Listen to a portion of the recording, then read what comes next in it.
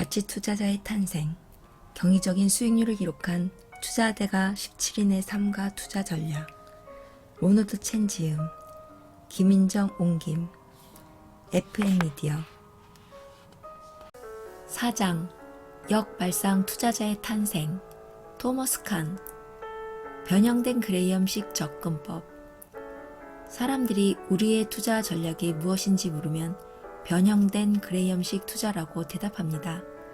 벤은 주로 재무상태표를 보면서 운전자본 미만의 거래되는 종목을 샀습니다. 기업의 본질에 크게 신경 쓰지 않았죠. 우리는 기업의 질과 자산을 조사하는 방식으로 벤의 가르침을 변형에 적용했습니다. 턴 어라운드 상황을 살펴보고 토지, 지적재산권, 브랜드 등 저평가된 자산의 진정한 가치를 평가합니다. 칸은 이렇게 덧붙였다. 벤과 마찬가지로 우리도 가격과 가치의 괴리를 봅니다. 하지만 가치에 대한 정의와 가치를 실현시키는 촉매에 대한 기대는 그와 똑같지 않습니다. 투자자가 덜 주목하는 소형주와 중형주에 집중해온 칸 브라더스는 기본적으로 올캡, 즉 시가총액에 관계없이 모든 가치주에 투자한다. 우리가 계산한 가치보다 낮게 거래되고 편안한 안전마진을 제공하는 종목이 있다면 더 자세히 알아봅니다.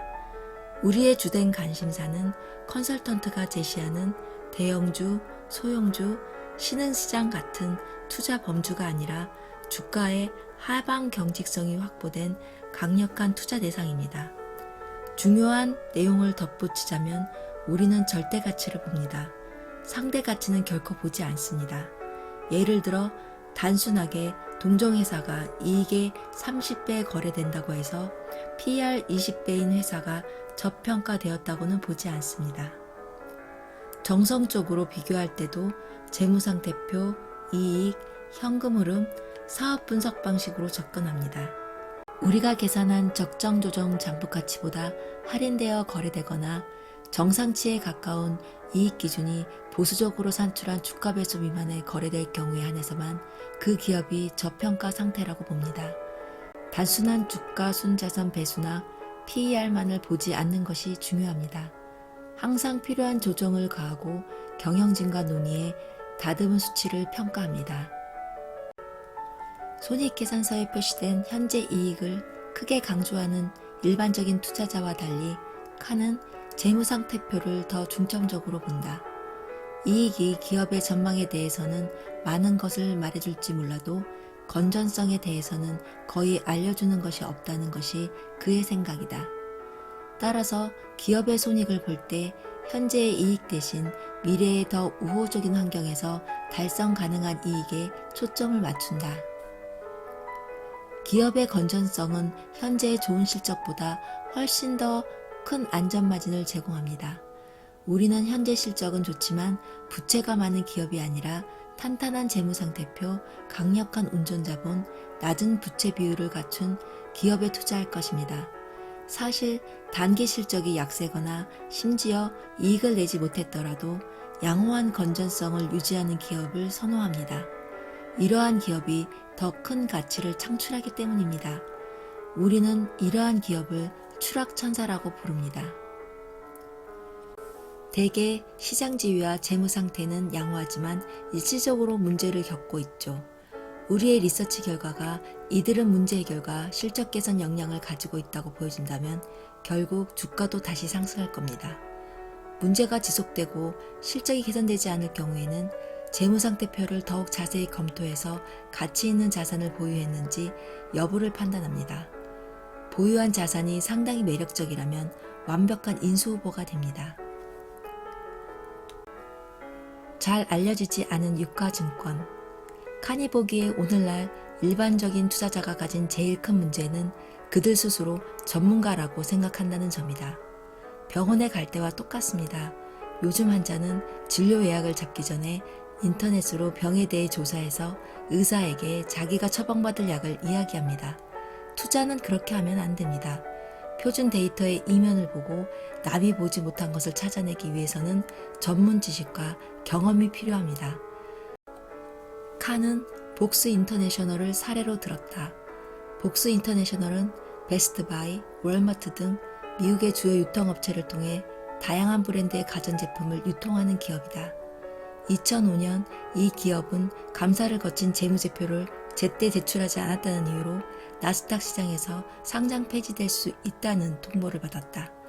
많은 투자자가 이 통보를 부정적으로 받아들였지만 드러나지 않은 기회를 확인한 칸은 가슴이 뛰었다.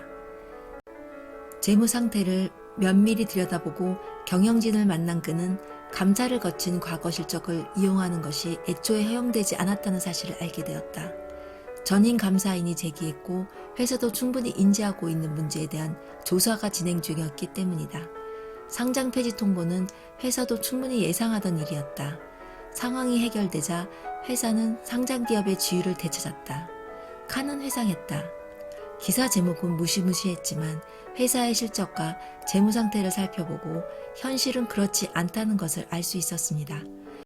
상장 폐지 통보를 받은 이유를 알았다면 걱정할 것이 전혀 없다는 사실을 누구든 알았을 겁니다. 강조하고 싶은 것은 우리가 검토한 모든 정보가 공공의 영역에 있었다는 것입니다. 경영진과 나눈 대화 덕분에 유리한 것은 없었습니다. 칸 브라더스는 복스 인터내셔널에 포지션을 취하고 장기간 보유할 계획을 세웠다. 2008년 금융위기로 주가가 급락했을 때에는 주저없이 주식을 추가로 사들였다. 2011년 말 칸 브라더스는 복스 인터내셔널 전체 발행 주식의 약 11%를 보유해 단독 최대 주주가 되었다.